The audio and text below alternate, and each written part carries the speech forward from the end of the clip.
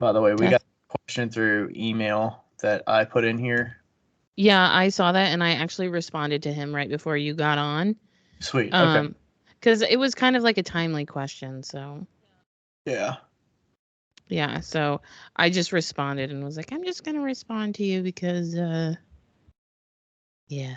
Uh-huh. Yeah.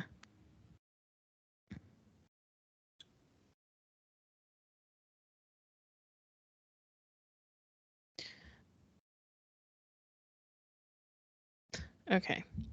I mean, there's a lot of business-focused ones in here, but I know. Okay. You didn't want to talk about selling.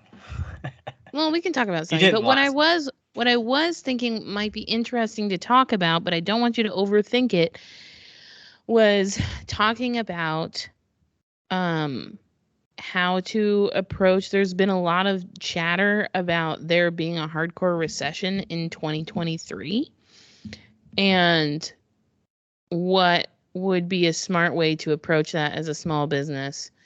How to like plan ahead for it. Yeah, like how to like what we think, like obviously like saving up as much money as you can and stuff like that. I like that. Yeah. Loosey goosey. Yeah. I mean, we kind of touch on it barely on the episode that. I'm trying to remember. Oh, it was the one where I was talking about the this or that series. I don't know. It's feeling kind of like the episode that I did solo that was like, what to do adjusting your business in hard times. Right during the pandemic. Like, what do you do? Yeah, but we'll have like both of us now. So it's fine to like redo that. So you think that would be a fun one? Because I was thinking about that today and I was talking to I mean, I don't know about fun, but it'll be. I don't know if it'll be fun to listen to for everybody's like freaking out. But yeah, we can talk about it. Yeah, I mean, like, I don't know if it needs any research or anything, but I think it's pretty clear that we're going to hit a recession in the next couple of years. It's been it's been 12 years. I think the typical trend is about 10 years, right? Yeah, well, it's been 14 years. Yeah. Yeah, the typical trend is about every 10 years. So, yeah. Like, what does that look like? Yeah. Okay. Are there a couple listener questions you want to throw in here, or what would you do if? Do you have any ideas for Oh, there's not very many listener questions.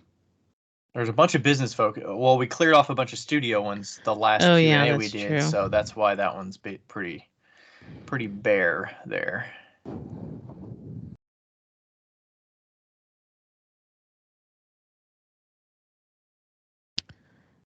We could do the first one, the "Oh, that's cute" one. That one should be funny. Okay, so that one, and then I might read a review. I'll read a review on here. We haven't got many reviews, so I kind of want to spark a little yo. Oh yeah. By the way, I looked at No, the last one was in like January. Ugh. Did you see that you probably don't look at our Instagram too much, but did you see Van Tiki started commenting on some of our stuff? Oh no.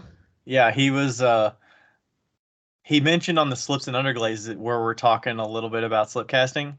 I think that was the first one where we were talking about whether it'd be quicker to slip cast or throw.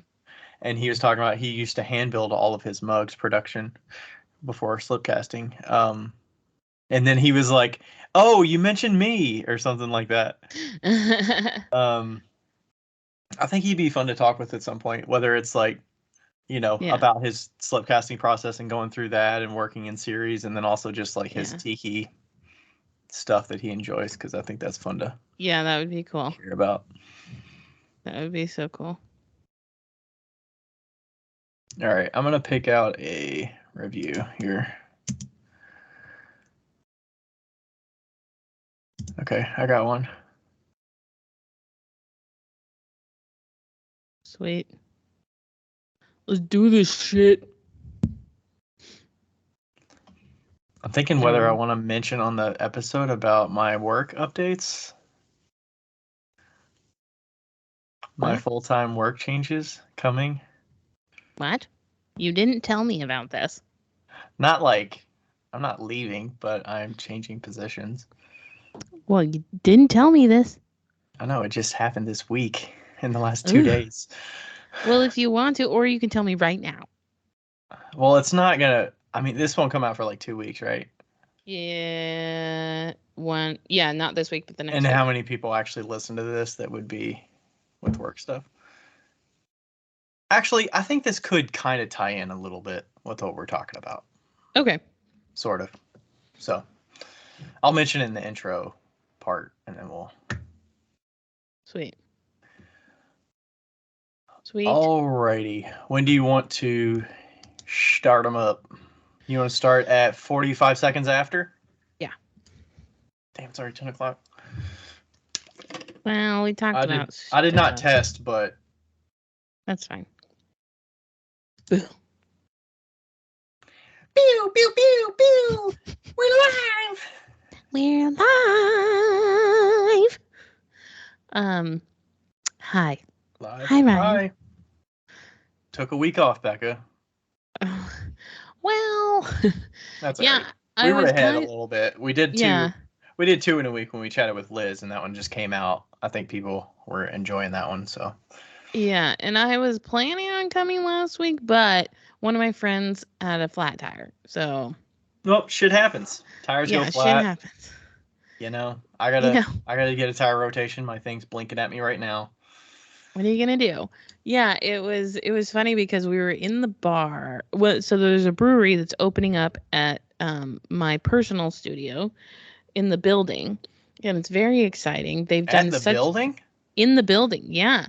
Seems like there's no space for people to just come No, stumble upon a brewery, but there's a retail front in the front. oh, there is. And yeah, I didn't think there was and much of a street. Isn't the building like all the way up to the street though? There's not really. yeah, but there's a parking lot across the street. So Okay. it's actually perfect. And they've done like such a great job. They did everything interior wise, like by themselves, pretty much. I bet it looks And cool. It's kind of industrial, right? yeah, it's industrial, and their colors are like pink, teal, and yellow. Perfect. It's like super retro. Nice. And so anyway, we're in there for their soft opening, and then my friend Hallie calls me and is like, "Where are you?" And I was like, "I'm at the studio." She's like, "Oh, great. I'm outside. I have a flat tire." Wait, was she just like inside with you? Like, how is she just No, happened she to was be at like, the studio? she was just there to return some keys. And she was just there to return some keys. And yeah, it was so funny because she was like, "I didn't know who I could call. I could call my ex. I could call, I don't know." And then I was like, "Becca." And I was like, "You are correct. I am the correct person to call. I do know how to change a tire, and I am better than your ex." So, I've actually never changed a tire before in my life. it's a piece of cake. That's what I got But AAA for. I mean, yeah, I guess. It's not a bad skill to know, though. No, have you ever watched somebody change a tire? Because if you've watched somebody change a tire, you know how to change a tire. The thing I wouldn't know is where to put the jack. I was just going to say that. So they're actually usually, and every car is different, but there's usually a spot towards the front of the tires and the back that is metal, and it's the frame. So you have to put the jack under the frame, and it'll kind of like show you on the jack. There's a picture of like, hey, this is where you're going to put it. And it usually kind of has like the same form if it's like one of the car jacks that comes with the car. I'm sure they have some And guidance in there of showing yeah, you where to put it. yeah, but you know, when it's dark and raining, like her jack is so fucking weird, and it's like two different pieces, and you're like supposed to push them, like put them together. And my jack's completely different from that. So like, I did not know how to put her jack together, and so we were just like kind of making it work. And then Dave walks up, and he's like, "You're missing a piece." I'm like, "Oh shit." But you're like, this jack is not expanding. It's not. Yeah, really... well, the bolt thingy. Lug nuts? The lug nut bolt thingy, the thing that you wrench. The wrench, the wrench was part of the jack, which makes logical sense in the efficiency sense, but no sense in any other sense. So, wait, you're supposed to keep. How do you keep the jack under the car if there's a part on it? No, I mean, like you have the jack, and then you have two different pieces that hook on that you make the jack go up. Right. Okay. So You usually like put the thing in and then you like turn it and it right. expands. Correct. Like mine looks like a little L shape, kind of like a Z maybe. So it's like and a hers little. was 2 different pieces, so it was like one piece and then the wrench hooked onto the other piece, and it was just Right. a little confusing. Okay. Anyway, so that was Wednesday. Yes. Did anything? Oh, and okay. Your This is studio mate lost her keys too. Like you played rescue earlier this week too. Oh yeah, With the Sarah. studio keys, you're apparently the go-to. Well, Merritt was there, but she was like off doing something and she left her phone. And Sarah had walked outside and she realized that she forgot her keys inside and the door closed. And so then, like, after 30 minutes of trying to get Merritt's attention, unsuccessfully, and it was like 11 p.m., she texted me and she's like, "Are you up?" I'm at the studio. And I was like, "Oh, let me guess, you locked yourself out." And because that's like my fear. Right? I've Of always had getting this. locked out of your studio at 11 o'clock at night. Or anytime, really. Yeah. and and so I mean I'm like 10 minutes away maybe, and I went over there and I was like, "Dude, don't feel bad. One time I made my mom drive 30 minutes to unlock my car. Like I am a pro at getting locked out of things." One time I was on my roof and my ladder fell down. Like, oh gosh. I was just like on the roof. So always take your phone up on the roof with you. I was just like on the roof and I was like, fuck, I don't know what to do now. I can't jump down. And so I called my friend and I was like, "I'm stuck on the roof. Can you please come get me?" Oh no. So yeah, I was like, "Don't worry. It's just karma coming right back to me." Like, jeez. So did she get inside and like say, "Hey Merritt, what the hell?" She never found Merritt, but okay. You know, it's fine. I mean, she lives with Merritt, so like Merritt found out eventually, but yeah. So that happened, and I also made some really fucking great bagels this week, and um also I made kombucha. I know you don't like kombucha because you don't like kombucha, right? Not a fan. I don't like anything vinegar, so if it's vinegary and fermented and shit, I'm probably not going to be a fan. So, I don't think you would. And so I made some kombucha. I always wanted to make it. I've made it in Washington, but I feel like it wasn't as good as this one. And I made really good kombucha, and I left it out so it would get bubbly and like carbonated.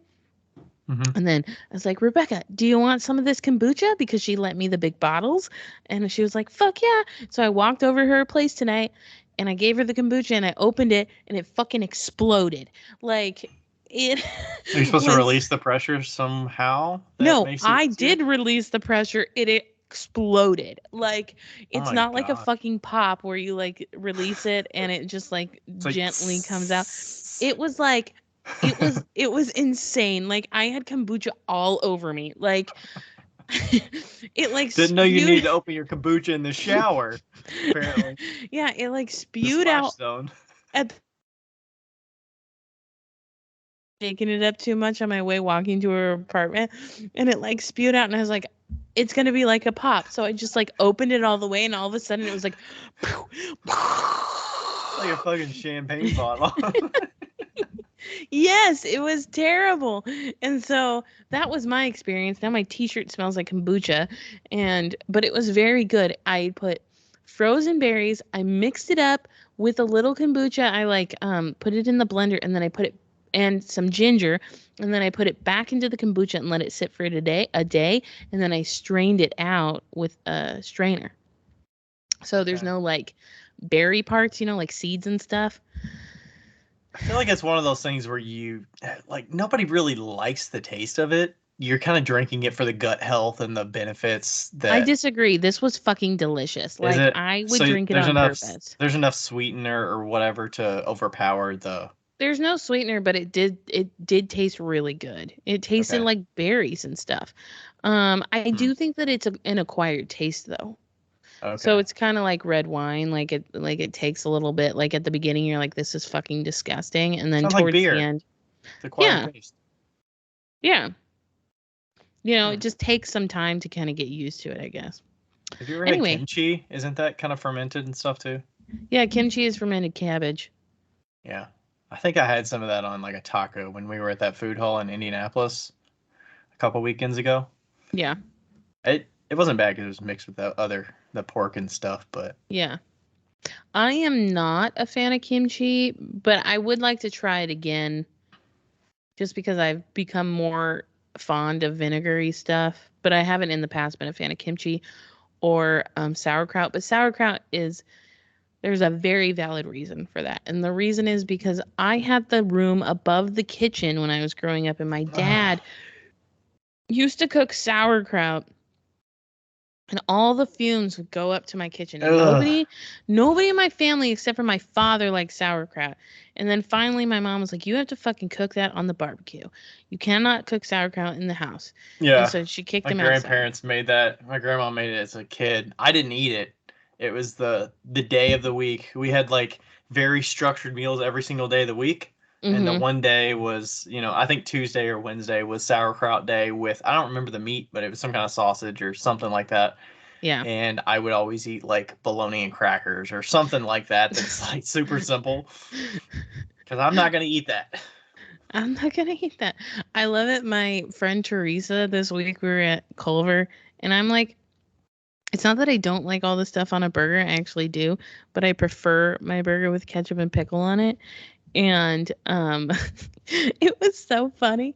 I was like, "Can I have a burger with ketchup and pickle?" And she was like, "Of course you can." And then her daughter, who's 6, was like, "Can I have the same thing Becca's having?" And she turns around. She's like, "No, you can't be picky like that until you're an adult." Oh, so you can pay for it yourself. Yeah. She's like, "You're not allowed to be picky like that." And I was like, "Oh shit!" Like always No the bad cheese or anything, influence. huh? Oh no, I put cheese on it. Oh, okay. Um, I thought the burgers at Culver's were a little overrated, honestly. It wasn't as good as I thought it was going to be. yeah, it wasn't as good as I thought it was gonna be either. Um, I had Steak and Shake for the first time, and I really like their burgers. Yeah, they're good. It's Yeah, kind of like a diner kind of burger, right? yeah, it's still a steak burger, you know. It's kind of like a Culver style burger where it's Mhm. like, It's flat and it's a wide patty that's yeah, but it's not like pretty ground thin. meat. It's like shredded meat almost. It's like a weird texture, you know. Yeah. And there's a bunch of holes in it because they're like not very compact. Yeah, yeah, it's But weird. they I pile never. them on, so there's like 3 slices of meat, and it's like the size of a double cheeseburger or something. Yeah, I don't think they have Steak and Shakes in Washington. I'm not sure. I think they have Shake Shacks in Washington. Never had that. I've heard it's good. I think I've had the fries. They're okay, I guess. Yeah. I But finally actually went in and ate Chick-fil-A a couple weeks ago on the way to Indy. I've never willingly went to Chick-fil-A, okay. and it was good. Yeah, because We it's only went because delicious. we had like little cards that from the Cyclones game, the hockey. Yeah. It was like a buy a family 4-pack and get 4 free. It's like free chicken sandwich or nuggets or something else. But it was good. You I got thought it the was spicy chicken overrated, sandwich. right? I wish there was a little bit of lettuce, but it's pretty good. Do you like pickles? I forget. Are you a pickle fan? No. Okay. Vinegar. Come on. See, I love pickles. Like you Got could literally put 25 pickles on a Chick-fil-A sandwich and I would be content. Like if the pickles were the same thickness as the chicken. So you want like a pickle sandwich? Yeah. Pickle sandwich with a little sliver of chicken. Like shred that chicken and just top it just a little bit. Like it's so funny cuz like Do people eat pickle sandwiches? I'm sure there's probably somebody out there just eating a pickle sandwich.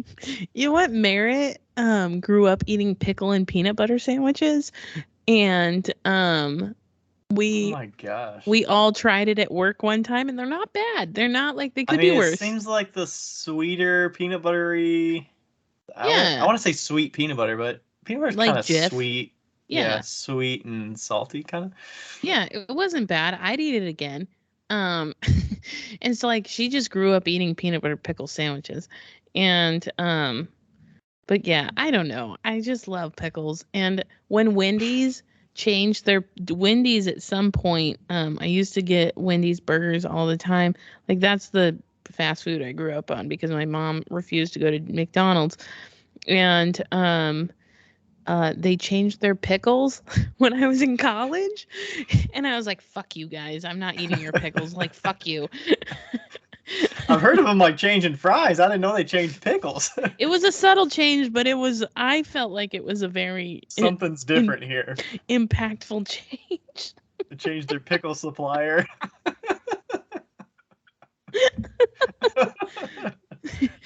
I've just recently become okay with the pickles at Wendy's again. Okay. Jeez. Anyway, how was your week? Oh. All right, so I'm getting a little studio time in, which is nice. I'm kind of getting to the point where I got so much work that's in flight and being made that I'm kind of getting to the point of like, all right, like I'm pretty set for these shows coming up. Yeah. So like, what do I need to make now? So I'm kind of still working off my list that I made back in January to like restock some stuff, but yeah, I'm pretty caught up on like restocking the shops that I've been delivering to. And then just in general, like this week, work has been a shift because I officially told my coworkers and boss that I'm like applied for a new role on the team that I kind of work part-time for already. Mm-hmm. So I'll be changing roles at some point in the coming few weeks. Is it like an automatic win for you? Kind of like if you apply, you get it? Kinda. I mean, they technically have to keep the job listing internal for 5 days. It has to be listed for 5 days. But, I mean, it's very tailored to me. So the chances of having somebody to apply for that role. Oh, so they made it for you. It was made for me, yeah. Yeah. Because they had a role available. They had like a head count available. It's usually really hard to be able to have a spot open, like a newly added spot to a team in like corporate, you know, of like, hey, we actually need a resource to help out with us. Like they have to go through a lot of approvals to get that done. So somebody on that team is actually, they were going to leave the company, but they're moving to a different role. Okay. It's kind of a promotion for them. And then I'm moving kind of laterally, but also I get a little bump in promotion. And I'm just going to be overall like way happier with the types of stuff I'm doing day to day. Oh yay! What's your job title gonna be? Nobody's even going to know what this is, but it's senior technical in product marketing manager. I think that we all just heard senior and we're like, congrats. Well, I was already a senior web developer. You know what? Nobody needs to know that. I'm a senior. You're a senior. But yeah, I mean, I think ultimately, I don't know. I mean, the role, I was kind of wanting an extended opportunity on that team over the last couple of years, but like a lot of it played into, you know, the team size is a lot smaller for that group.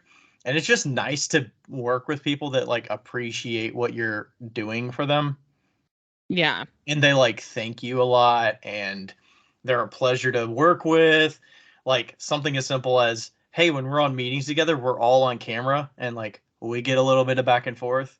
And when I'm on meetings with the other team and it's a bigger team, I'm literally the only one on camera. It like seems simple and we're all working remotely. Like who cares about seeing each other? I'm in my same room all the time, but like it does add a little bit of extra something. And it's like I'm going a little bit further to show myself on camera the last like forever since we've been doing this. But like since the pandemic, like I've always been on camera with these meetings that we have. And it's like, hey, why is nobody like making that extra effort and seeing any value in this? Not that I don't know. It's something simple that's like small, but it does build more like team appreciation and for sure. Well, that is very exciting. I'm super happy for you. So this week is kind of weird because it's like you tell people and then they're like, oh, well, we got to like backfill your position. So I got to like write job description of what my role is and, you know, figure out who I need to like knowledge transfer a bunch of things that I kind of own Mm, today and like teach yeah. them in a short period of time Yeah, that's and tough. still like get work done. And it's just kind of weird. Yeah. It'll be good when it's all over. And then my manager actually put in his notice, so he's leaving like next week. Oh, really? He's like, I don't fucking care. Well, the thing is, when April 1st hit, there was going to be a big shakeup anyways, because April 1st hit, and that date is when everybody's restricted stock units. I don't know if you know what that is, but people that get Yes, I know what it a is. company that has stock that they can offer to employees, there's like employee stock purchase program, which is you get to put money into a pot, and then Right. when it gets time twice a year, you buy stock at a discount, which I participate in. And then the restricted stock is a way for the company to offer you a bonus, but it's a way of saying you will not get this Until you've stock worked for us. until it's vested, which Yeah. is usually over a 3-year period. So you get this chunk of stock that you will own on April 1st, and a bunch of people's stock like I had 2 pools of stock that vested on April 1st. Got it. As well as a whole bunch of other people. So it's like a big pot of money that gets dropped on you all at once in stock. I mean, you own it, but you have to, if you want the money, you got to sell it. But yeah. it's additional And income. everybody's like, peace hang out, on for. motherfuckers. I'm out. Well, yeah. Well, because the company's technically public, but they're in a selling process right now. Oh, they're selling? They're going to sell it to a private company and go private in the fall time frame. Are you going to sell All your that stuff's stock? public. So what? So do you have to sell it before? So they buy everyone that owns shares. They buy all of the stock shares at an X dollar amount, and everybody basically gets a payout when their stock gets bought. Is it usually for less than what it's worth, or is it for exactly what it's worth? It's an agreed upon number. Okay. So like it would sell for $105. Right now it's at $101. Okay. It's trading at $101 today. Okay. But wow. You have to hold the stock for that period until the sale happens, but there's no more buying stock at that point. Now, do you have to pay capital gains on that because of? Yeah, because if you have gains on it, you would have to pay that. Yeah. And the vesting part is weird too. Like the restricted stock, I just found this out. Like I'm probably gonna have to owe a bunch of money because I had a bunch of stock that vested last year, and it adds it as additional income on your W-2. Yep. But they don't take taxes out on it because it's up to you to do that. Yep.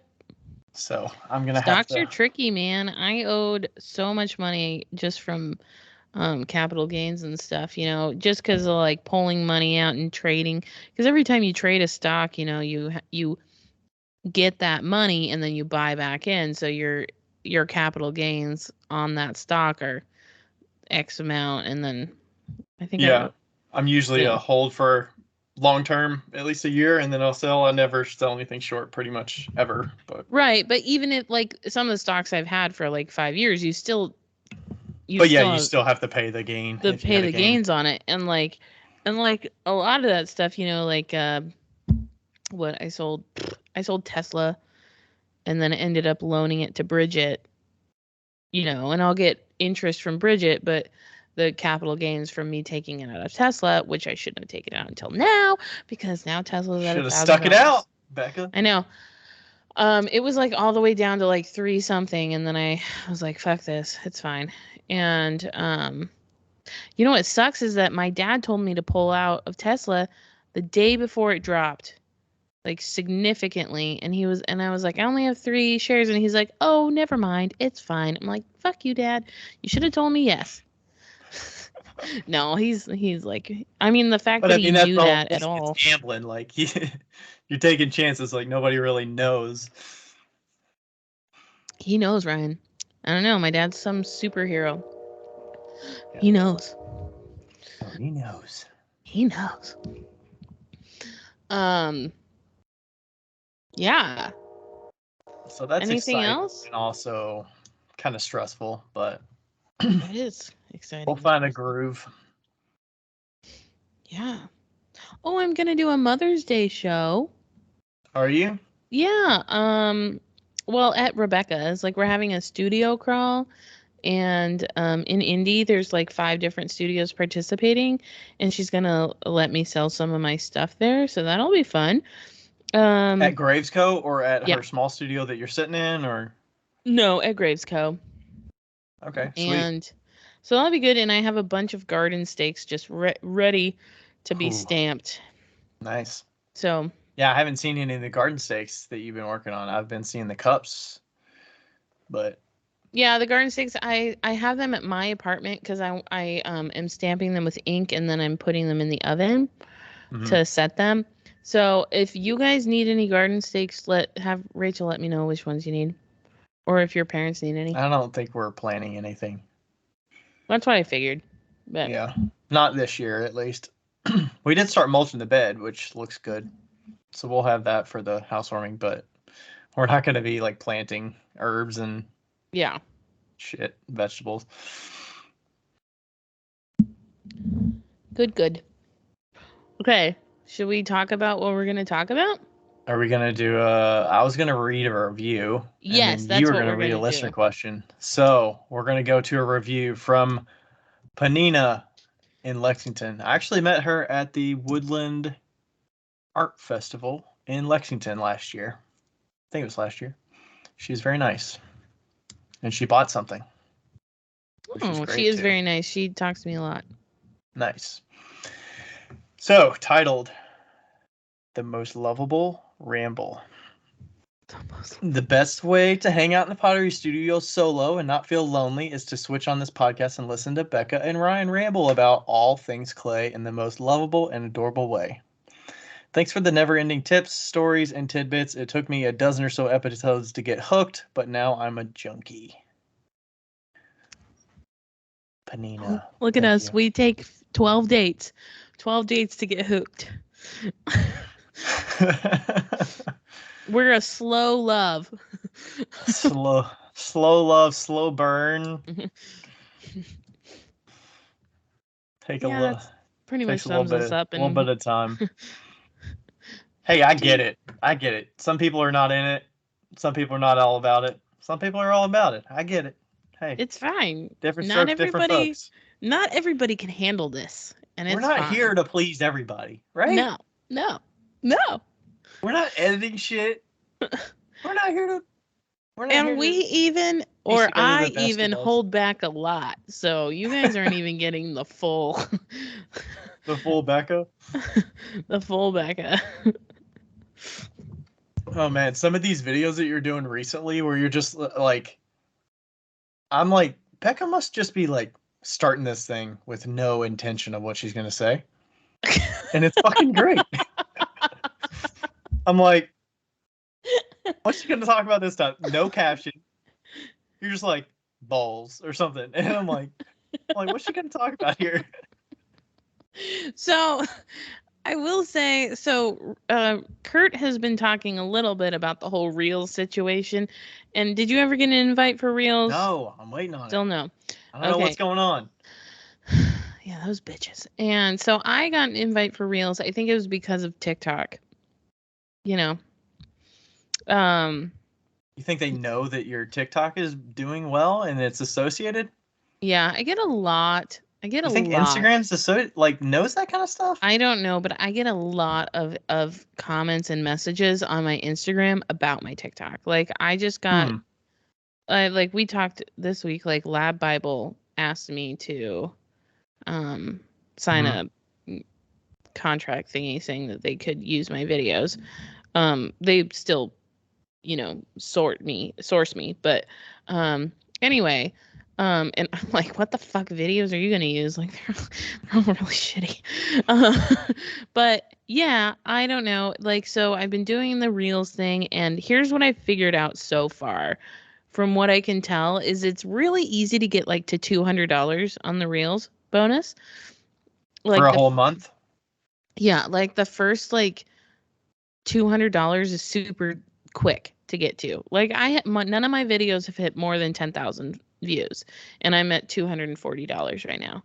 And but what's really hard is after $200. Like after $200, they're like, oh, it's a cent per 1,000 views or whatever. It's like, Oh, so but which is fine for me because my rent at the studio is $300. So if I can hit about 250, I'm fine.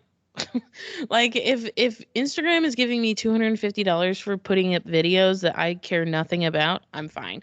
So like that's why I haven't really been I'm like not yeah. trying You're but not even trying. It's like, hustling for it. You're just like, okay, I can do this. yeah, it's like, okay, if I put out a video once a day or like once every other day, I'll hit my $250 quota that I want to hit. So Mm.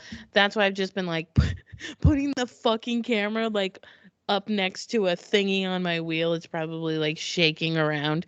And I'm just like, hey guys. Are you narrating over it normally?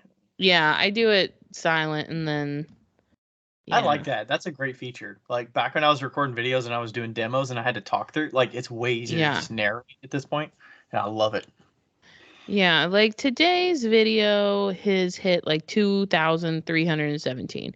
I've been Yeah. around 2,000. That big bowl, the sink that I had is almost at 10. Nice. And Yeah. me like totally dissing on Gif and Grip is almost at 10. So, yeah. Yeah, I mean, most of my feed now is reels. It's hard not to. Yeah, and I'm still trying to add in like And I mean, if you start doing your like Friday thing, I think the fun things are just throwing stuff in there consistently. Like the yeah. Monday mug thing is super easy for me to do every Monday. It's not a big deal. Yeah, I think that I need to I should do that right now. I need to set up a reminder for Fridays to do that because last Friday I completely forgot and I could have done it. Do judge video. You just have to make sure you're like in your studio, but you can record them beforehand. Right, exactly. I was thinking about like doing a I don't know, like one about wheels because I think it'd be really fun because we have almost every wheel in the studio, So you just do like a quick review of this specific wheel. that might take a few like reels. It might be like 3 reels. Like, Right, yeah.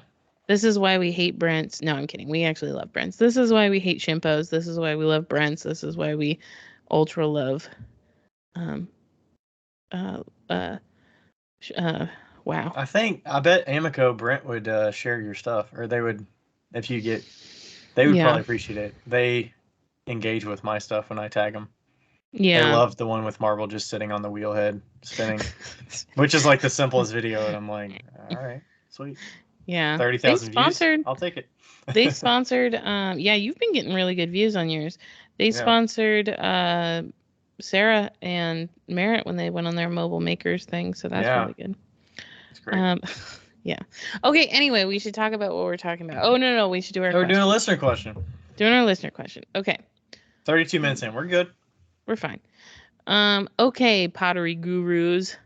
What do you do in situations like this? I did a craft market this weekend. It was all fine and good on Saturday until a woman walked up to my booth, picked up one of my carved and detailed mugs and said, "Oh, that's cute," and then turned it over to see the $36 price, looked me straight in the eye and said, "It's not that cute," put it down and walked away. I was left standing there dumbstruck and unable to process what to say. What to even say. I'm laughing because I'm going over the things that I would have said. I'm sorry, I'm not laughing at the question. I know there are rude people and I've had a lot of people say stupid things, but know that they think they mean well. Not this bitch.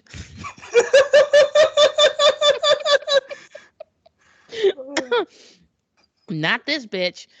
It was so pointed and just mean. I know my worth. I don't have any doubts about my prices. I have lots of happy customers that return often, but man, did she get under my skin.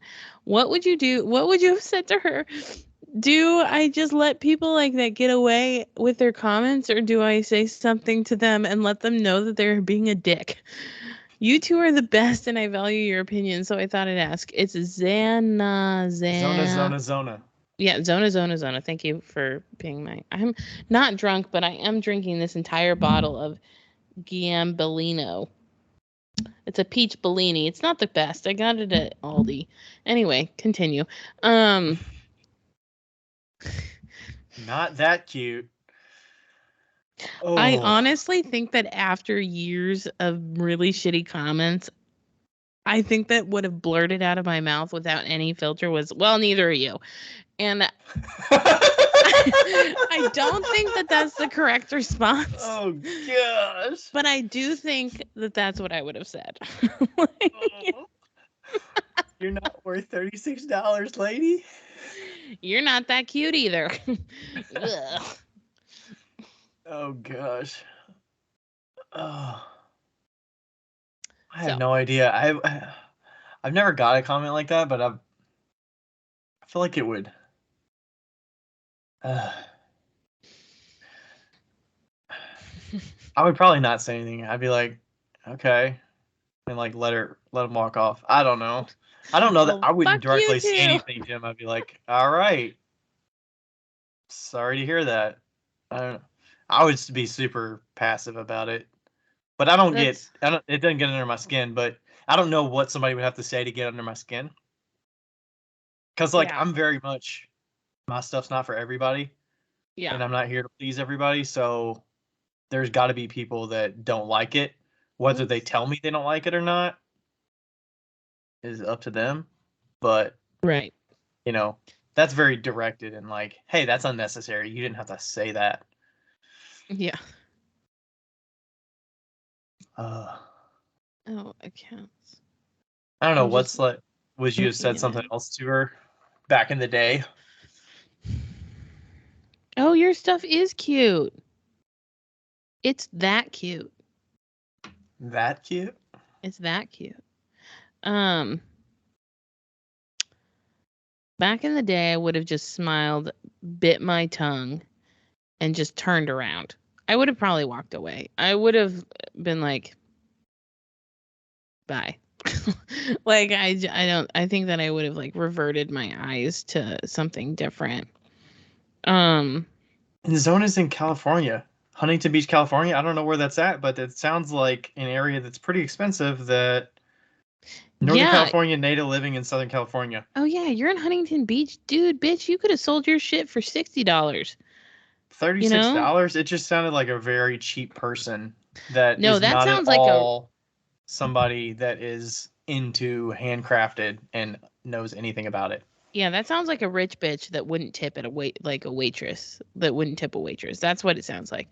So anyway, after we've done judged this lady, I think I do think that it's impossible not to let those things get under your skin. But at the end of the day, I think what you did was actually good in like your question. You were like, not this bitch. Like you realized that this lady is rude, and she knew that she was rude. And that's the only thing that you can really help yourself in, like, knowing that she's never going to buy your pottery regardless. That lady's not going to buy your pottery. And it's not you, it's clearly her. So is that one where you're saying like you would justify rude back because you're not worried about losing them, or is that just a way to like enhance your day of like making it feel bad if you get into this thing with this person? But maybe it could have ended with your reply. I don't know. Yeah, I mean, like you could always say something like, Walmart has a lot of cute mugs for $5. You can go there. There's a lot of things you could say. I don't know. It depends on if you are the type of person that wants to be rude.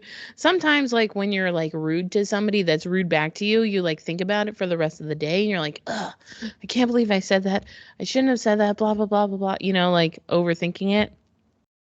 And if it's more comfortable for you just not to say anything, that's fine. I don't know. I mean, it's definitely a personal opinion, but I don't think that you should take it personally because clearly you were having a good day and there's always bitches. There's always going to be bitches. Let's just Always bitches be bitches.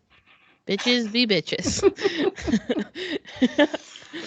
I mean, there's definitely people that like don't understand the handmade part of it, that they are going to be shopping at these shows that you go to, even if Yeah. they're at a show that's handmade, or maybe you're at a show that not everything is handmade and you happen to be there, and people Yeah. don't understand the pricing of things that are handmade and like what goes into it. So Yeah, I like mean, those like, people, you can't put as much weight on what they say. right. I mean, I've told you this story. I don't know if I've ever said it on the podcast. I think I have. But there was this lady that was looking at my sponge holders and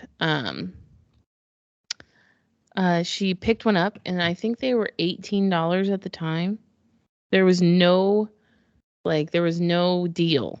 There wasn't like buy two get two for 30 or whatever.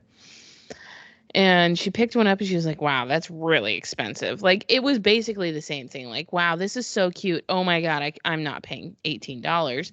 And she was like, would you take less? And I was like, absolutely not. Like, I put a ton of fucking work into these and they are worth every single penny. That's what I said to her. I was like, I put a lot of work in these and they are worth what they are. Like, Yeah, I'm they, not just pulling the number out of my ass here.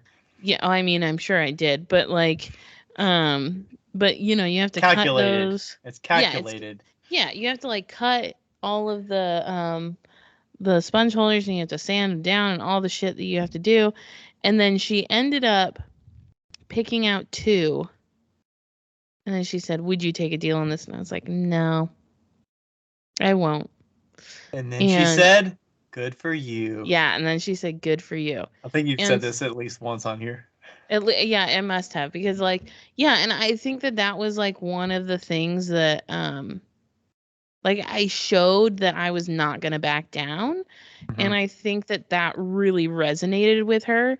And with people like that, you can show that in a nice way, but still an affirming way, being Mm-hmm. like, You like well, dug in and showed your confidence yeah, in what you have and what you yeah. made. I mean, there's ways to address it. It's like, well, you might not think it's worth $36, but I put a fucking ton of work into that. So, you can either buy it or you can walk away and go buy your shit at Walmart. Like, like there's things you can say, probably not like that, but Yeah. I mean, I'd be curious, like $36 is not that like what were you expecting? Yeah, that's interesting too. I'd be like, Yeah. oh, well, I don't know. That's a great question. I feel like that's a really good response. What were you expecting? And then that kind of gets in their head of, Yeah. oh, I was expecting this, like $12 maybe. And then you can say, do you think that's reasonable for me to be working for $12? Yeah. How Like, long do you, and then you'd say, like, how long do you think this is handmade? Have you bought anything handmade before? Like, that's where I would kind of go with it. yeah. Like, do you Or own how anything much do you handmade? get Or, paid per hour? yeah, how long do you think this took me to make? Or, Yeah. it takes me about 2 hours to make this. Yeah. Does that, I don't know. It's kind of like teaching versus, Yeah, just having a conversation. that's a good classic Midwest way to approach it. Did you see Heidi's stories about Midwest niceness today? Yes, I did. I replied to one of them and said that a lot of times if I'm in a group or working as part of a committee or something, I'll say we a lot. We could do this, and that's not necessarily saying we should do this, or instead of saying Oh I think we yeah. should do this, it's like we could do this. I'm not saying I'm not going to do it, but somebody else can do it if they're willing to. I'm just Yeah. putting it out there. If it resonates with somebody, it could be something that we could do. And I say we a lot, and I do that just in general. Like on my We. stories, I don't say I. Let's see what I did today. Let's see what we did today. Me and You as Marbs. listener are involved here. Oh, it's so true I feel like though. it's less. I feel like it's less talking about me. I. So just say we. Yeah. Just say we. I say we a lot too. It's a lot softer of a blow. Because otherwise I would have to say, I think we should. And then it's like, yeah. who are you to say we should? I'm like, we could do this. We could. It's an option. Has anybody thought about that? Or does anybody have any feedback? Okay, we should talk about that was not really an answer to the question, but I also feel like you needed to vent that question, so I approve. The world needed to hear that question. What is our topic for the day? I came up with our topic for the day, so I should probably say what it is. I was talking to a fellow Potter today about business, and I saw an article recently, I want to say it was on Bloomberg. Bloomberg business. Nope, it wasn't Bloomberg business. It was Bloomberg opinion. Was it Nope, it wasn't. It was Bloomberg business. Yep, that's the one. It said, oh, well, maybe not. What's the title? I'm sure the title's nice and grabby. Yes. I actually don't know if it was from Bloomberg, but it said that some big bank has predicted that in 2023 we're going to have the next major recession. Obviously it won't be from the housing bubble because supposedly they'd fix that. But I'm sure it's more than just some bank that's saying this. It was a big bank, and I can't remember which big bank it was. Well, I'm saying I'm sure there's plenty of others saying, oh yeah, there's plenty. We're due for a recession. We are due for a recession. It has been 14 years since we've had a recession, and it is pretty much on clock. Forgive me, Father, for I have sinned. It's been 14 years since my last recession.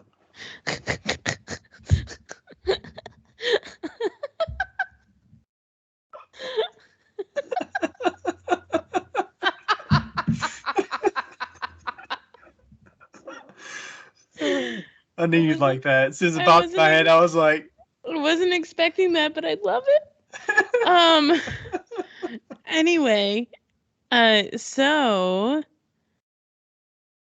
I think that we should talk about that, and then talk about kind of like, we were talking about what can you do to help yourself if something arises and there is a big downturn on like buying handmade, buying local, because that's typically what happens during a recession.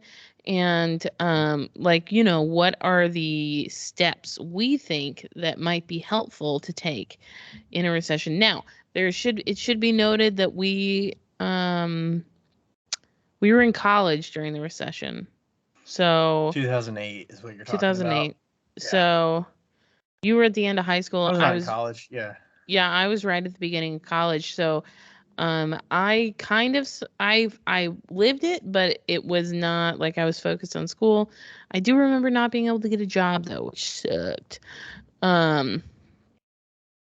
Yeah. And the general definition for a recession: period of temporary economic decline during which trade and industrial activity are reduced, generally identified by a fall in GDP in 2 successive quarters. Okay. Great. That's exciting. Gross I would say that a lot of people would say that COVID was a recession, which it was. However, it's more tied to GDP and like whether the economy as a whole. Yeah, I do think that COVID was kind of interesting in the sense that a lot of people actually thrived during COVID, but also what's happened during COVID, I feel will greatly affect the next couple of years. There are still a lot of there are a lot of setbacks within the like distribution Oh yeah, of supply chain products. and That supply chain and that like hit still will catching up. really, yeah, it'll start rippling, and I feel like it'll start kind of like moving backwards. You know what's interesting is that Larry Bruning, when he taught me how to do glazing, like we did kind of like a glazing class in his studio, and he said he would never use mason stains. And we were Okay. like, why? And he was like, well, you never know when Mason's gonna go out of business, which is ironic because you never know when cobalt's gonna fucking like not be available. Because it's used so much in batteries for things like Yeah. Tesla or wherever. Right. But yeah, it was always he always like approaches his stuff as like, oh, the world might crumble. And it is interesting that we've seen a few things like that within the ceramics community, within uh the time like between 2020 and now, um with actually between 2018 and now, because EPK had a no, Talc. talc had an issue, but also um oh fuck. I mean, I know lithium was a big thing. I think lithium. No. What's the white one in my white? I don't remember. Not a feldspar. No, it wasn't a feldspar. That's a clay. Started with a Z. Zircopax. Zircopax. Zircopax had an issue back in like 2018, 2017, 18, somewhere in there. And nobody told anybody. like, It's like like, yo, nobody these mods are being bought. like nobody told anybody. I had like a bad clay. I know a few people that had really bad glaze recipes, but like nobody, they had to figure it out on their own. It became like Zircopax Plus. They like, and so they just like couldn't get it. And so we've had a few issues like that in the past, but it really hits you hard when you can't get like certain supplies. Mm-hmm. I mean, we're definitely seeing that with COVID, with the people Yeah. relying on glazes. Right now we're waiting on shipments for. I'm waiting on some clay from Mudworks up at Queen City. I'm waiting on, but like the last batch of white clay I had to go get from Louisville, Yeah. from Kentucky Mudworks, because I was like, I'm just going right to the source. Like, I can't wait Mhm. for them to get it delivered here. And it's been at least 2 months since the last time I asked about it at Queen City. Yeah. Yeah, they got hit real hard. Like, yeah, like Rebecca ended up using a lot more of the clay that we get from Kentucky Mudworks, and they just fucking ran out. Yeah. They just ran out. And so we kind of like had to like really watch December and Hmm. January because they like weren't going to make any more until a certain time. But yeah, I think that that's like something we should talk about. So we should talk about supply chain issues and money, Business issues of how do you business plan issues. plan your business accordingly so you can weather it or be prepared in case some Yeah. shit happens. Yeah, shit hits the fan. Um, yeah, I think that's pretty much what we should talk about. Okay. So Yeah. supply stuff, have you seen it impacts? Or I know your studio mates use Amaco, so I they've had some impacts with some of the supplies they've needed, right? Yeah. I remember when I was on my trip, I went to um Seattle Pottery Supply, and then I also went to another place in Kansas, and both places, like it was so eerie. Both places were talking to their employees about how nobody should be recommending Amaco products right now because you cannot get their products. Like it's going to take 8 weeks. It's going to take like or a couple months just to get the products in. They are Hmm. so backlogged right now that they like cannot even they don't have anything. And we And I talked th- with the Amaco guy at the ClayCon West about that. yeah. Yeah, and he was basically like, you know, somebody like finds out that they have 4 things of black, and then they tell all their friends, and so they buy all the 4 things of black, and then they're all out of black again. And so now, you like They're it's stocking up because they've been out before. So it's yeah, like getting back to kind of the toilet paper situation where it's like there are 4 things on the shelf. You've had it where there's been nothing on the shelf, so you need to be okay with getting 1 one. or Yeah. 2 or just And 1 because that's all you need. But right. you know, And people have been waiting for such a long time that they are getting impatient. And yeah, and I don't know, I can't remember what the actual issue with Amaco is. I think it's a staffing issue. I think it was staffing too. I think he was saying they have entire departments that like they're running at, imagine an entire department that 50%. has to make underglazes, for instance, like 50% staffing. It's going to take so much time to catch up, especially when you've got a backlog of orders that's like, providing your distributors with product. Yeah. That it's like you have to basically stop orders so your backlog stops filling up because you're never going to empty that queue out. Right. Yeah. He said they had entire departments that were like really struggling, and even just getting people to like get hired and stuff. I don't know what's going on with the hiring situation because he was saying there was just in general, like it seems like so many Yeah. places are hiring and nobody can retain work. I don't know what's going on there. Yeah, my friend works for a water company. So she used to work for Nestle, and then they got bought out by somebody. And they are literally giving people a $600 bonus just to show up to the interview. It's That's nuts. absolutely insane. I think it's this whole, like when COVID happened, people have just realized that they don't have to work for these jobs that they don't enjoy. And I'm not saying that working for Amaco is a job that you wouldn't enjoy. Like, I don't know, it probably is a great job. But Or maybe Amaco or yeah, whatever company.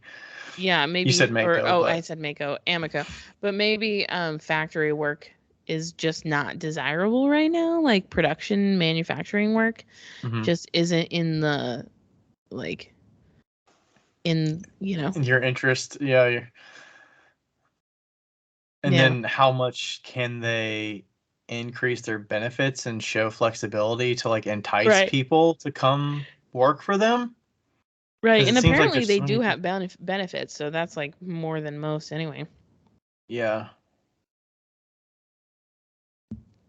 Yeah, I don't but as far as the supply chain issue, I think that obviously learning how to make most of the things yourself is good, but also keeping a healthy stock of anything that you need is Hmm. really important. Always have a few extra, like 100 pounds of clay, always over buy when you have materials that you need. Obviously, like Is tin and that cobalt, it's hard to as do we're that, but as we're getting back to like barely partially filling shelves? I mean, that's kind of yeah. going back into, leaving Well, up and for that's other the thing. people, but you're saying like overbuy, but also it's hard to. It's hard to overbuy. But I think that once everything gets back to normal, if it gets back to normal, um, just taking advantage of what you can get. At this point, I feel like yes, it sucks that Amaco is, or any company is having an issue with supply, but we have to do what we have to do to get what we need, you know, Yeah. Is at the that same time. sacrificing some of your process so that you're not as reliant on certain things, Yeah, that could be it too, like a new line of work or a simplified line of work that's not. Yeah. Only using a certain glaze, like one glaze as opposed to 12, Yeah. or, or something like that. I couldn't I think imagine that, if your entire palette's like based on pints of Amaco, like the Potter's Choice. Like if you relied on that and there's nothing available, like yeah, that's all you know. So a lot of people are like, how do I go about mixing my own glaze? No, totally. That's super scary. It's super scary, but I do think that that's kind of the reality of what we're getting into right now. And I'm not like a And doomsday have been person, in. but I mean, we have been and in it. have been People in. have We're seen in that. it. Like, yeah, Yeah. like you can't find Amaco glazes anywhere right now. And Amaco's obviously a great product as far as most people are concerned. Um and obviously they're running into the supply issue because they do have a great product, and then ceramics took an uptake during Mhm. COVID because what else are you going to do? Mhm. Yeah. What do you think about the? I think you also have to be aware that you're going to have to take what you can get, as well as, prices are going to be going up probably Oh, yeah. on things that you can't be as stingy with. Like, I used to pay this price for Right. this. Like, we're in a different world. Somebody's going to take it if you don't take it. So, Yeah. Not only that, but I used to pay this price. How am I going to make this price work within my price structure? And then you raise your prices, and then people are like, I used to pay this price. of your work. Yeah. Yeah. Like I used to pay this price. So it directly relates to the way you're selling your pieces. Mhm. And yeah, I mean, it's I saw a post out there that was like, if you're not raising your prices by X%, then you are losing money. You're taking a pay cut. yeah, If you're not raising your prices by, I want to say it was like 6 or 8% or something like that. right. If you're not raising your prices this year by that much, you're losing money, or you're taking a pay cut because things are more expensive with inflation right Yeah. now. That you can't expect that I'm going to take that cut for my customer's sake. So what happens when you raise your prices and then let's say something happens within the economy and people are like, well, not spending money anymore. Yeah. Like what then? Like what happens then? Like how do you I would stick to your guns and just find the rich people in this world? Or I think I would figure out ways to make items that are in closer to the price range that people are willing to spend. mhm. That's what I would do. Okay. So, like right now, I sell a lot of shot glasses. They're super cheap and inexpensive, and then I sell a lot of like spoon rice.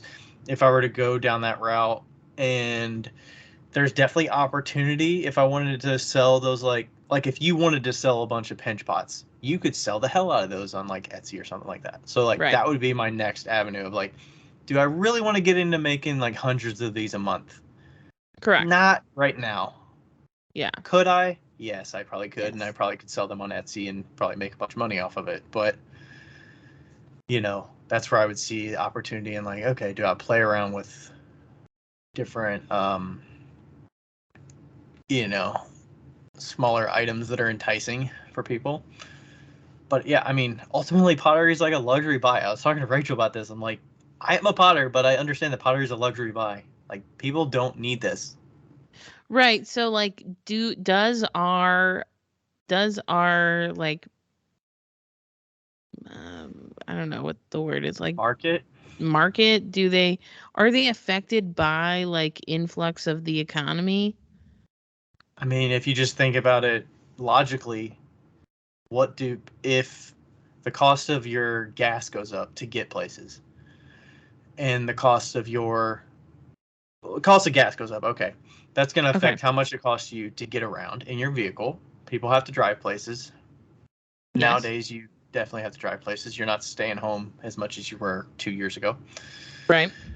Um, and then I'm sure people have noticed their energy bill for their house, their utilities are going up because gas is higher. So it costs more to run the factories and run the vehicles to get things around to different businesses. Like, that's why food prices are going up too. So like gas going up affects everything. Yeah. Transportation costs for all the products that you expect to get on the shelves is going to cost more.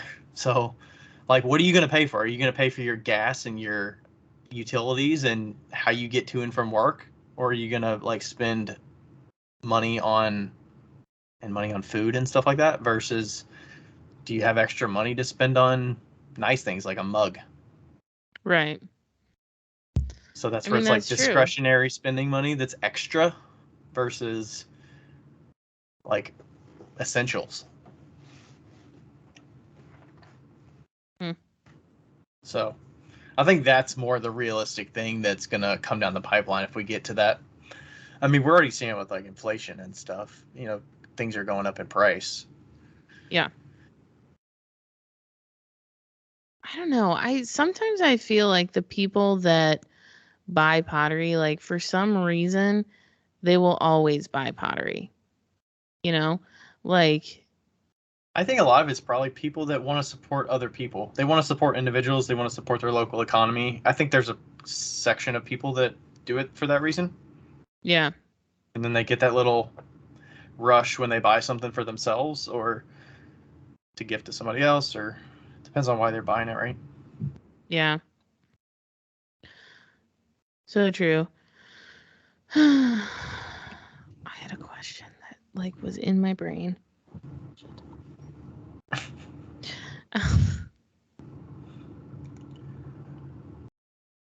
I can't remember. It was something about the fact that like I don't know. I mean like were there any like I wonder if there was anything in 2008 that just like hit the fan like as far as like oh, I remember what I was going to say. Okay, good. I'm glad I started talking about that. Mm-hmm. How I was what I was thinking about today was like how much money how much like of a cushion do you need? Because like there's a lot of people and I say this with bigger businesses in mind, not necessarily like the small ones that not necessarily like a hobby potter that's selling online, more the people that like have employees that are like, 5 employees, something like that. Mm-hmm. And there's not a lot of savings necessarily like what is reasonable for like a savings situation as far as like when you have a big business like that. Like when I was doing pottery, like when I had the brick and mortar, like I had no savings. Like it was Mm-hmm. like, okay, we've made it this month. Great. And do you even Like know how much you need to save? Like yeah, with the and fluctuation, how much is like enough? how much yeah, how much is enough? Like and or is it just like survival mode? Like when COVID hit, Rebecca started doing those feed an artist mugs and Mm-hmm.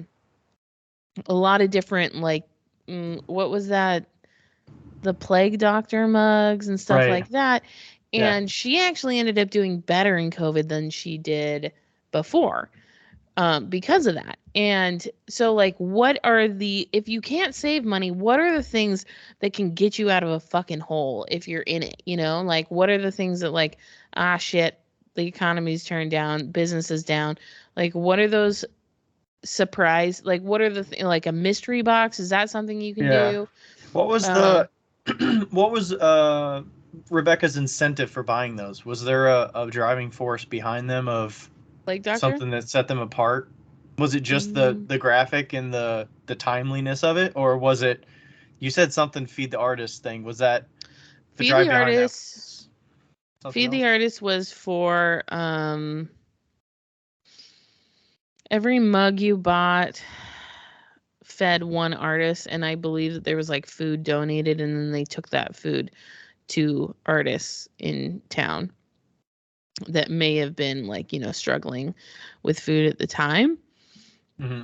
And the plague doctor mugs, let's see. She's got a plague doctor mug for 2022 right now. It says nothing about it. Not that you have to do it for a reason to like donate Yeah. some. I'm just trying to figure out if there was an Oh, additional draw for that item. okay, there That is $5 from every sale of every plague doctor mug will be given to the Gleaners Food Bank of Indianapolis to feed families in our community. So there was a draw for that. Yes. okay. And some people just buy it because the graphic's very timely and it's 2020 or whatever, Right. and it kind of remembers that period that people remember. Exactly. So, yeah. And I don't know how much normally. I think it's a little bit more expensive too. Like it's $40 instead of 35 or 36 or something like that. Or maybe she upped her prices too. That could be it too. Um I think people that are buying, at least when COVID hit, I think people understood the benefit of supporting your local business and your small businesses that you care about. yeah. And it probably allowed people to get into that mindset a little bit more of like, who do I want to support? Yeah. And where am I happy about spending my money here versus there? Mhm. That And makes sense. I would hope that same would be true when we're in a recession period. Not not that you want people to just spend money that they don't necessarily have expendable to Right. help you. I mean, I don't want somebody spending their last dollars to like help support me Right. when they're barely making it, Yeah, that is. So what are some of the things that you feel like obviously Rebecca did those plague doctor mugs. Like what are some other things like the mystery boxes we've both done? Yeah, mystery boxes were great. I think you've done the flash sales. Those are great. I think that that's it's a little bit of a I don't, at that point I don't think some people might say, oh well, the flash sale is a way to devalue your work. You're selling it at a discount when it's brand new and it's a first, and like you're devaluing yourself. But like you're basically making a wholesale order. Like you're A getting really large a wholesaler. wholesale plus price that Yeah. is kind of a between. It's like a steep discount, but you're willing to work for that. Yeah. Yeah, for sure. Okay, so we have flash. So yeah, once COVID hit, I started doing the mystery boxes. Those were a big seller, and then you did those too. Flash sales I used to do when I was broke, and the flash sales are essentially wholesale prices for the common person. And it's the same item, just different colors, which is easy peasy pumpkin And squeezy. you had a big community portion of that where Yeah, sharing would help get you something else. yeah. I think that that's also something to be said is that now would be if you haven't figured out how to get into your community and be a part of it, now would be a good time. Because Like, don't that wait until shit hits the fan or you're in yeah, a desperation mode. yeah, like don't wait until you're like, "Oh fuck, I should have like figured out who my neighbor was." Like Kind of like I should have figured out online selling before I didn't have any markets to sell at. yeah. Yeah, and so I think that that is something to be said. Um But yeah, so the flash sales, mystery boxes, is there anything else? Oh, I do feel like in an uh, I mean, there's something else that I leaned on a little bit, but that people were looking for was like experiences and that's teaching, what I was having thinking. outings and things that people could spend their money on. They're happy to spend their money on because they want an experience that kind of either gets Yeah. them out of their day to day or teaches them something new that they've been wanting to try because they have the time now. I think people are definitely willing to spend money on experiences and the time. Yeah. And even if that means like, hey, let's all get together and paint some cups, with Hmm. these certain glazes or whatever. Um I definitely think you're right. Like experiences are huge and they are in a lot of people's minds they are worth more, especially if you get a cup at the end of the day. They're getting an Or experience with their child or their whoever that they're coming with. mhm. Like that's worth some memories and some value. they're getting a thing in the end of it that can remember it. And then like your cost of materials are not really that much at the end of the day. You're Yeah. getting paid for your time and experience and Yeah. knowledge for that mostly. It's interesting how when something like shifts, you have to like really figure out what the fuck you're doing and like be Mm-hmm. creative. Like they said during COVID that the only people that made it were the ones that could shift really quickly. And I feel like that's pretty true. Like as far as more established businesses are concerned. Mm-hmm. Like if you were a restaurant that couldn't figure out how to do to go like easily, then you didn't last, you know?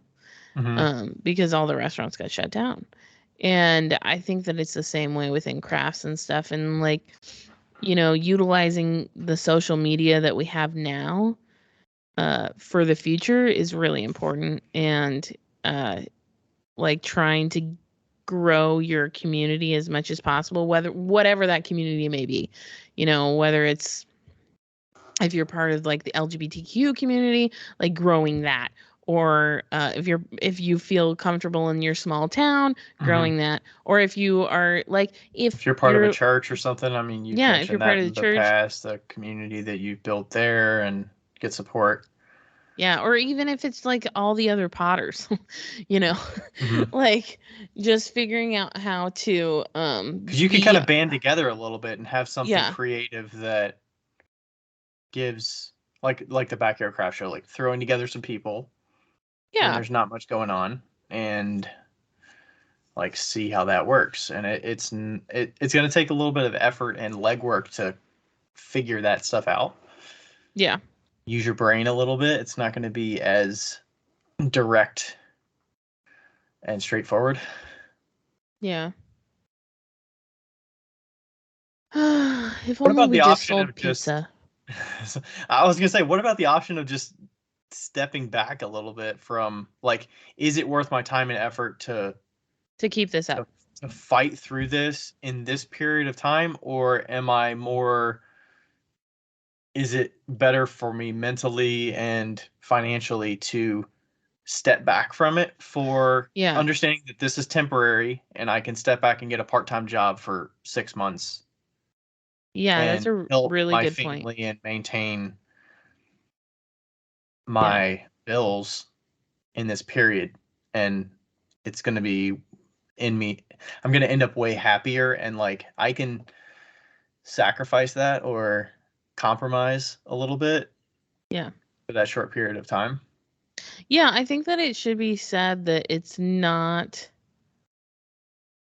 um it means you're not lesser for getting in a part-time job.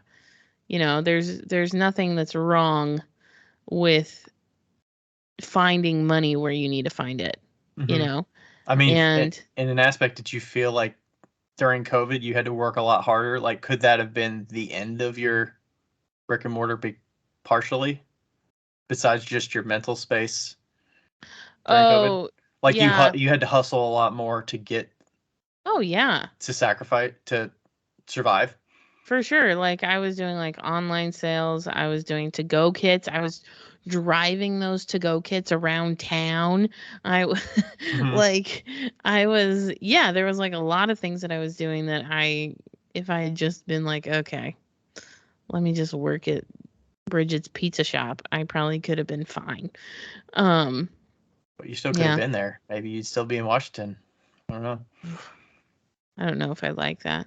Um You know what they say is that the only thing that really survives any recession is pizza.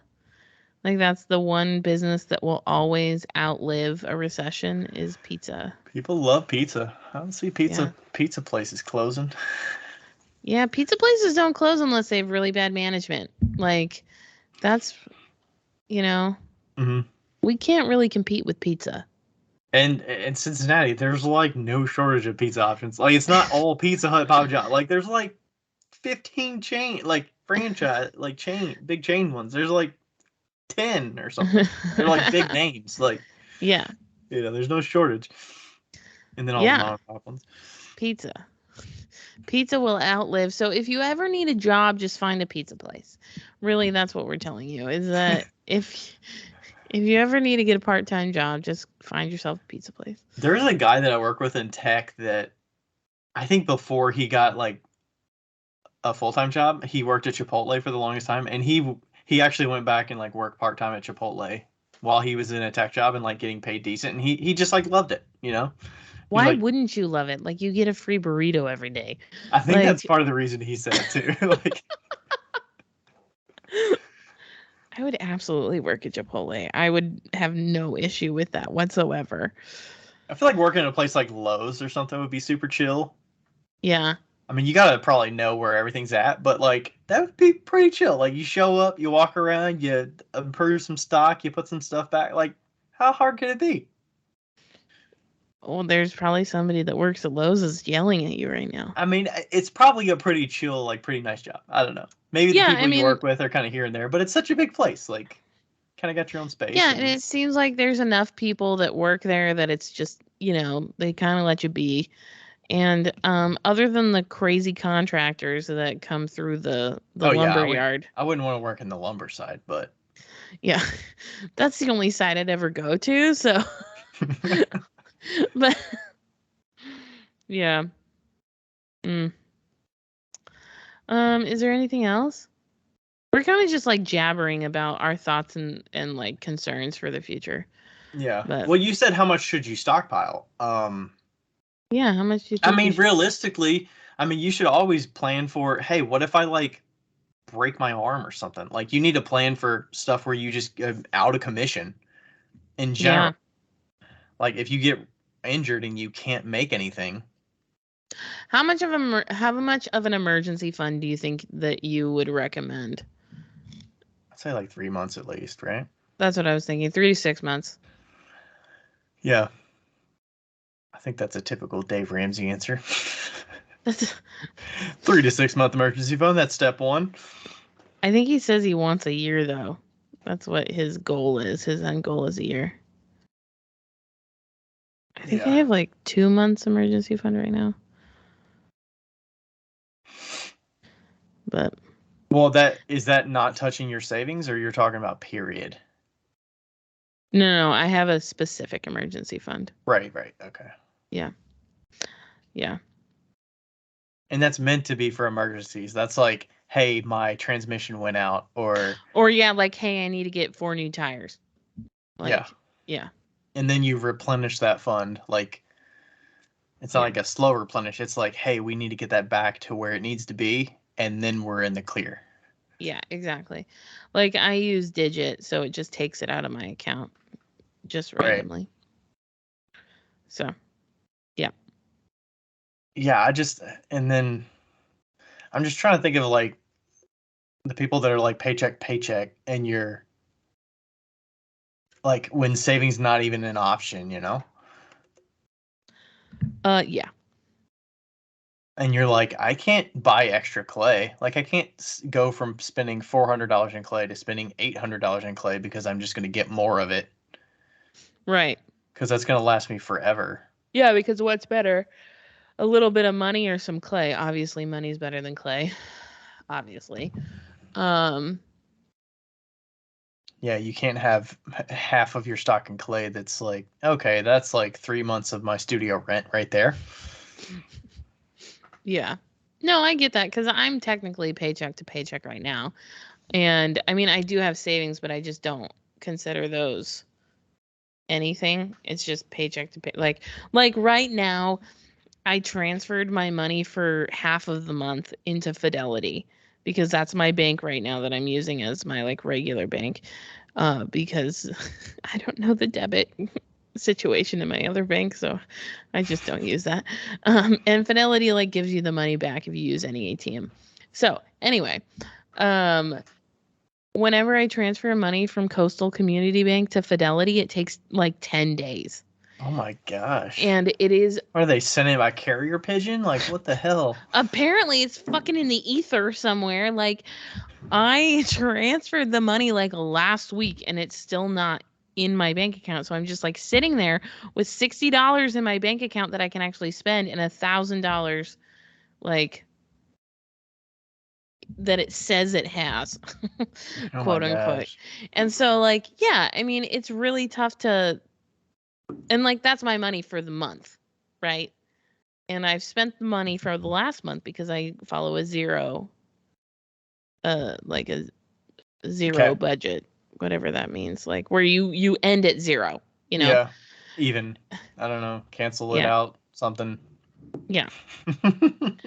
And so, yeah, so there's just like $800 just floating around up in the world somewhere, just between Coastal 10 Community and days. Fidelity. Jeez.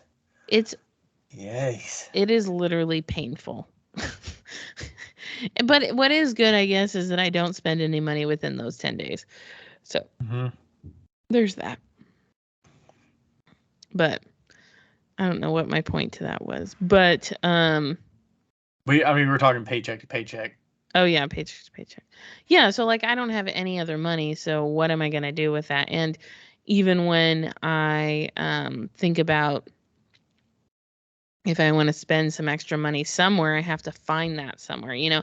And but I will say I think that, I mean, a lot of people don't deal with cash. I do, and so I kind of like just put the extra cash in a little jar, and I always try to have like $500 cash just somewhere. And so I would say that if you are operating with cash at least at shows, it is good to just take some of that cash and just throw it in your closet. You know, just like put it somewhere with like Just throw it in your closet. just throw it in your closet. Like put it in an envelope and just tuck it behind some shirts that you've never worn. So you can discover it and be like, wow, I forgot I had this. Wow, I This forgot I just had saved me. $500. Yeah, but in situations where you are working paycheck to paycheck, if you are at a show like that, it's easy to like take that cash and spend it on, you know, fast food or whatever because you're like, "Oh, it's cash. It's not Is real cash the money." best way to save when you're paycheck? I would. If you're Is it kind of selling like out stuff, of I sight, out think of so. mind? Yeah, I think so. If you're like selling stuff where you get cash. Like if you don't ever have to work with cash, like if you direct deposit or whatever, I don't think that cash is the best way to save. But when you do like receive cash like from a show or whatever, yeah, I think that that's a great way, like out of sight, out of mind. Just put it somewhere safe under the mattress, in the back of the closet, somewhere like that you're not really going to think about it. And that way, if shit hits the fan, you can be like, okay, I remember I put something somewhere. I planned for this a little bit. Yeah. I planned for this, you know, and I mean, obviously we're not financial advisors, but that's how I've found to be successful in my savings. Yeah, I'm a little not worried, but I'm wondering what impact the inflation and gas prices and stuff are going to have on shows this year. Yeah. As we get back into it, I think people are still going to be out and about, but I'm wondering if they're going to be a little more reluctant with their Mm, purchases and a little more selective. Like, okay, we have X dollars to spend here. It's a free day out to go see the show, but we're only going to spend $50. right. What are we going to get? So that's what I'm kind of curious about. I'm going to keep a lookout, see what people are buying, what they're looking at, what's catching their eye. If prices, if they're more likely to pick up things for certain prices and entice that, like, I'm going to be a lot more observant this year to see what's going on. Yeah, And that I might makes need to sense. like change my booth setups a little bit, prioritize, maybe I don't bring any carved mugs to my shows some of this Right. year because they're like $60. Like maybe that's not worth the real estate on my table Yeah, to bring that. But definitely. I think that my like fancy cups would never really sell at a show. Um, that's not a tested theory, that's just a theory. But I don't think that they would really like fly off the table at $100 a mug or a cup, you know. yeah. Um, But I do think that, the lower stuff is just fine. And I think you're right. Like, pick and choose what you think you can sell and where, And also, like, if your stuff really needs to be sold online with the types of work you do of like price points, like if you're a mid to high price point, like maybe your local economy can't support you for shows for that kind of stuff. Yeah. I mean, you probably already know that. Yeah. But maybe tailoring that kind of work to online only and building up that. It's always good to just build up your online presence anyways, so that you have a different, diverse section of people to work with. Yeah. What about any other like selling avenues or anything like that? Do you have? I mean, I think we mentioned the experiences. Are there certain types of selling that you would ramp up more, like wholesale, consignment, I would probably ramp up online selling a little bit online? more because online is so available to everybody. Like, if anybody's going to be buying stuff during a recession, it's going to be the people that have a little bit extra money, and they're going to be looking online for that. Yeah, because there's just more options for them out there, and then Yeah. Also, I feel like online is such an easy sell, an easy buy too. Like, even me, like, I'm like, oh, it's $16. I can buy it online. It's fine. It just goes to my credit card like or it it's goes to my less debit card. friction to buy it online. Yeah, you're not like handing somebody a debit card. You're just like saying like, "Oh, yes, my computer remembered that card number." Mm-hmm. You know. Yeah, I wonder if people that do these big shop drops and like order like updates and stuff, if they're gonna see impact of, Yeah. maybe I'm not selling out as quickly as I normally would Yeah. because, I would suspect people are deciding like, you know what, I can't spend money on that, Yeah. so I'm not going to participate. I'm not even going to look Right. because I'll be enticed. Because I mean, there's definitely a plus and a minus of like, demand and supply and, you know, buying decisions of, when do you make that purchase and when do you not? Yeah. And like, if there's not as many people out there buying, your stuff could sit a little bit, but yeah. I think adjusting figuring out what you want to sell online, in person, everywhere is definitely going to have to fluctuate. I don't know that I would.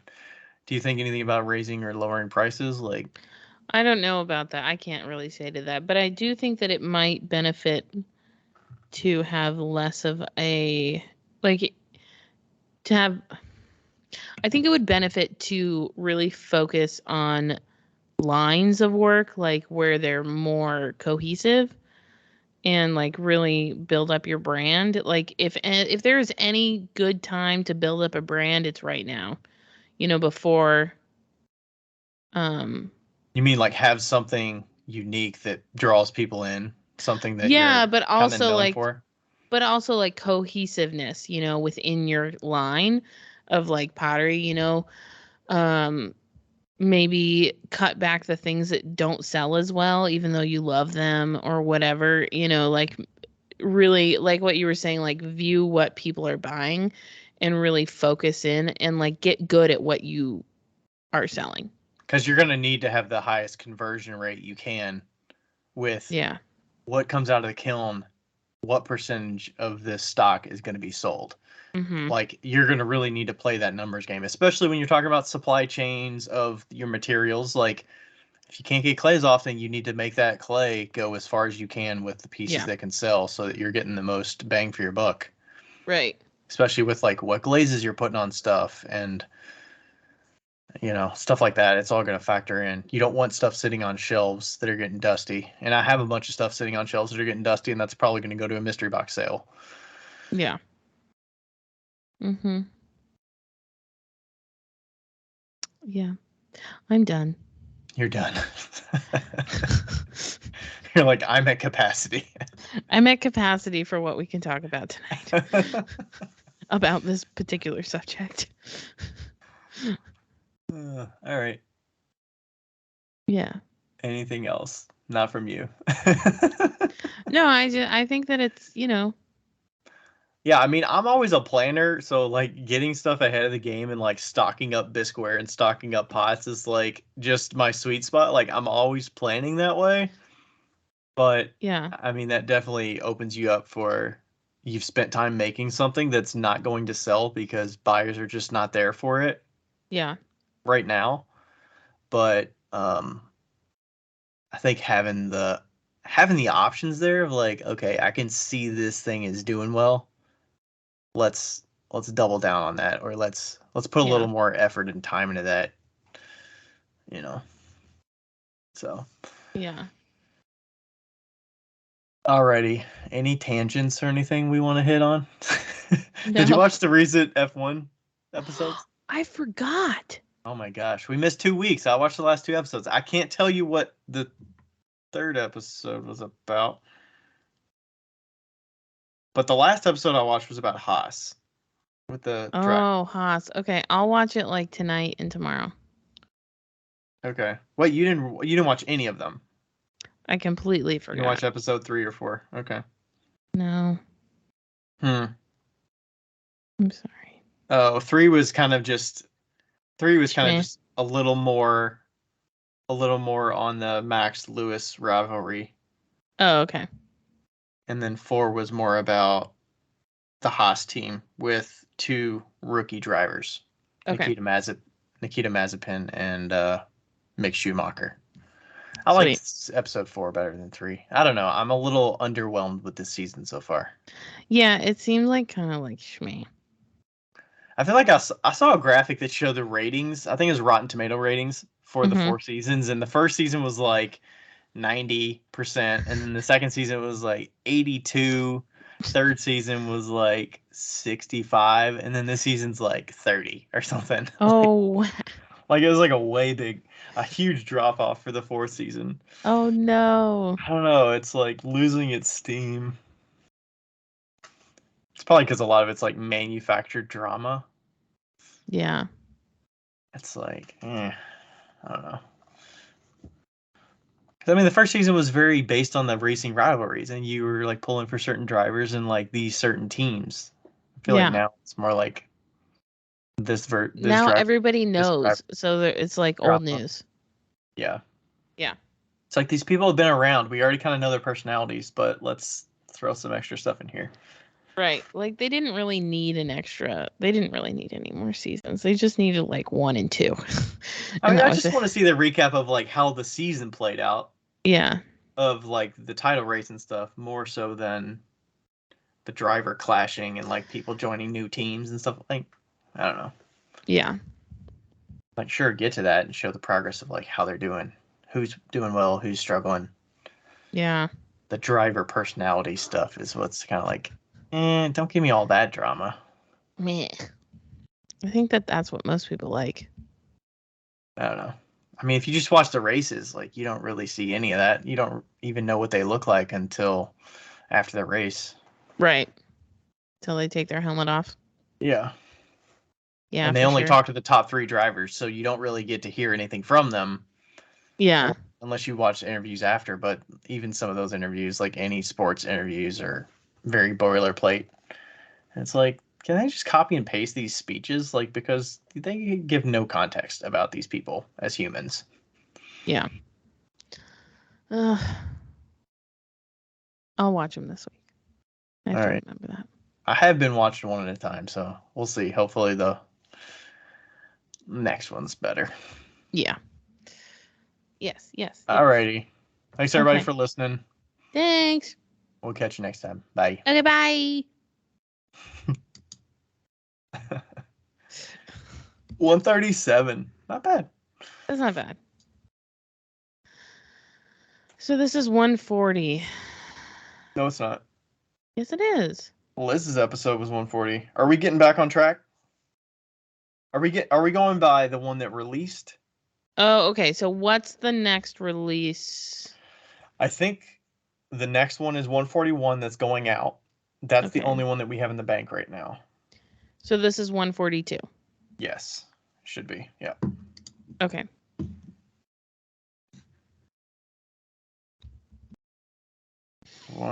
$142. Episode 142. What are you calling it? Recession. You loved my joke, didn't you? Oh God, that was fucking great. That was so good. I was so not expecting that, and it was just great. Oh, that's gonna be a classic. Oh, That was so good.